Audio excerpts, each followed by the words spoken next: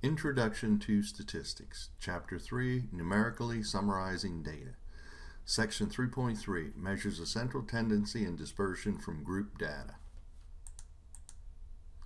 Now, the mean from group data. Approximate a mean of a variable from a frequency distribution. First, you have to know whether you have population or sample data. If you have population, the population mean will be found by mu equals the sum of xi fi over the sum of fi. Recall, mu is the population mean. This time, xi is the midpoint of the ith class. Fi is the frequency of the ith class. N is the number of classes. And up there you'll see the formula expanded out. x1 times f1 plus x2 times f2 all the way down to xn plus fn. And f1 plus f2 all the way down to plus fn. Now if you have a sample, if you look at the formula carefully, the formula is exactly the same. The only difference is we use x bar to represent sample mean. Finding the mean from the following frequency distribution of sample data by using hand and a calculator. So first, you want to create a column for class midpoints. So I add a column to my table, label it midpoints xi. Now, then you create the midpoints. You just take the lower class limits, add them, divide by 2. So we have our midpoints 15, 25, 35, 45. Now second, create a column for xi fi and calculate xi fi. So I create a column xi fi. Now I go through and multiply. 16 times 15 is 240. 20 times 25, 500. 15 times 35, 525. 8 times 45 is 360. Third, we're going to calculate the sum of the frequencies, sum of fi. So the sum of fi is 59 in this case. Fourth, we're going to calculate the sum of the xi fi column. So the sum of the xi fi column is 1625. Fifth, we're going to calculate the mean x bar, which is the sum of xi fi divided by the sum of fi. So if we go through the arithmetic here, you would end up with 27.54237,288, and you would round it to the appropriate spaces. Now, using StatCrunch to find the mean from a frequency table. This will be much easier than doing it by hand. First, you load your data into StatCrunch. Click the icon in the upper right corner of the data and choose Open in StatCrunch. Second, select Stat on the top menu, highlight Summary Stats. This time we're going to select Grouped Binned Data. Under Bins in, choose column containing the classes. Under Counts in, choose column containing frequencies. Under Midpoints defined by the average of, we want to choose consecutive lower limits here. Under Statistics, you would choose Mean, and then you would click Compute. Okay, now let's look at an example using this. So if I end this, go to StatCrunch. Okay, I already have data in, so I didn't load it. It's already loaded in to make things a little quicker and easier. So here's my frequency table.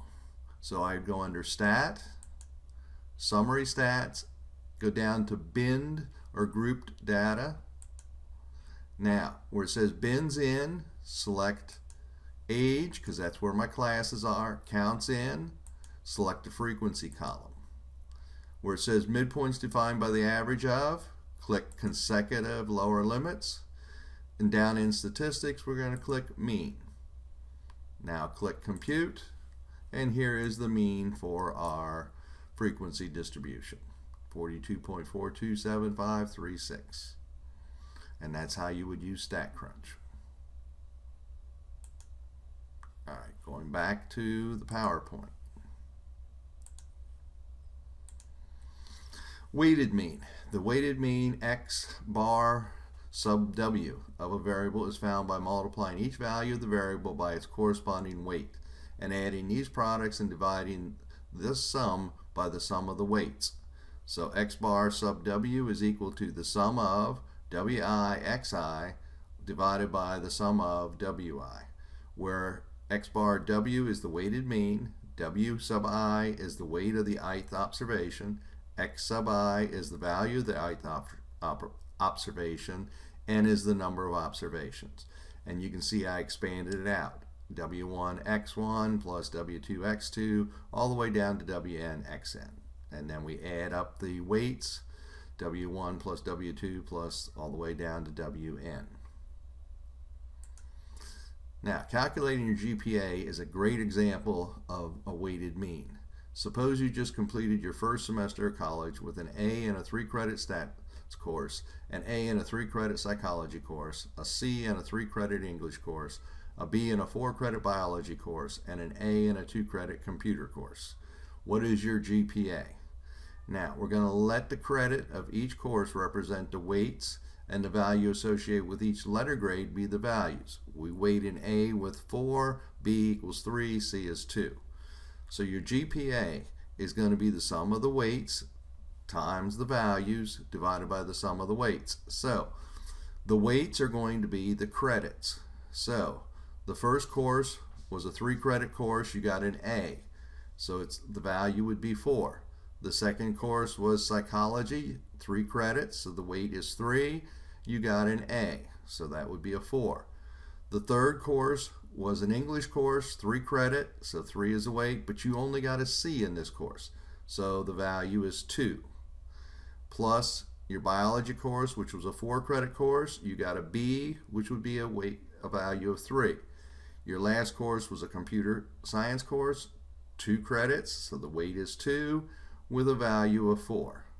Now if we add up the weights, 3 credit, 3 credit, 3 credit, 4 credit, 2 credit.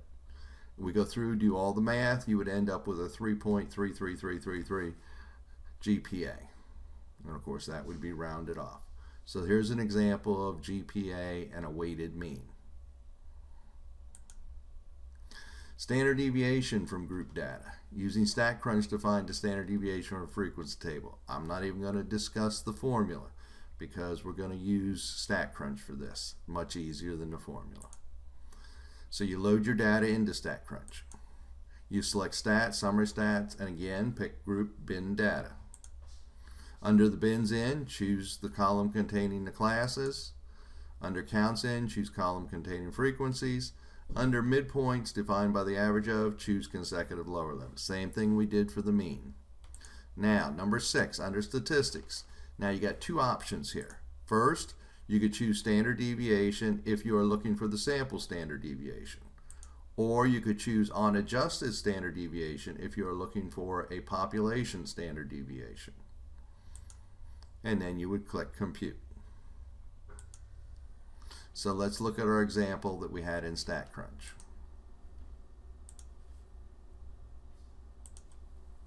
So here's our example again. So we're going to go under Stat, Summary Stats, Grouped or Bin Data. The bins are the age, the counts are in the frequency, lower midpoints by consecutive lower limits. Now I'm going to do both of these at the same time, just show you the difference. So I'm going to click standard deviation, that's going to be for a sample. Then I'm going to scroll down here and I'm going to click, hold the control key, click on adjusted standard deviation. Well, I lost the first one. So let me get the first one, scroll down, hold the control key,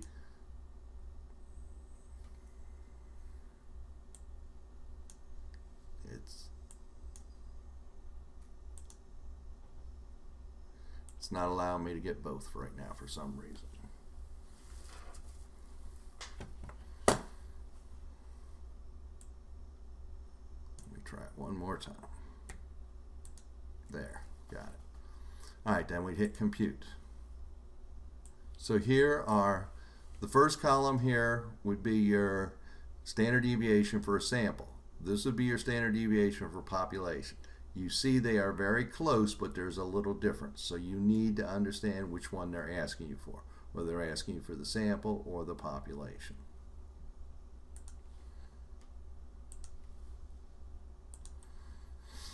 Now continue on. Median from group data.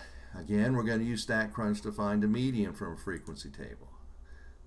the initial steps are all the same, down through step 4. These are down through step 5. Sorry, these are all the same. Now, step 6, under statistics, choose median. Click compute. So, if we go back to the same example we've been working on, stat, summary stats, group bin. The bins are in age, counts are in frequency, consecutive lower limits, and now I want to click on median. So I click median, compute. And over here is my median. 45 is the median for my frequency distribution.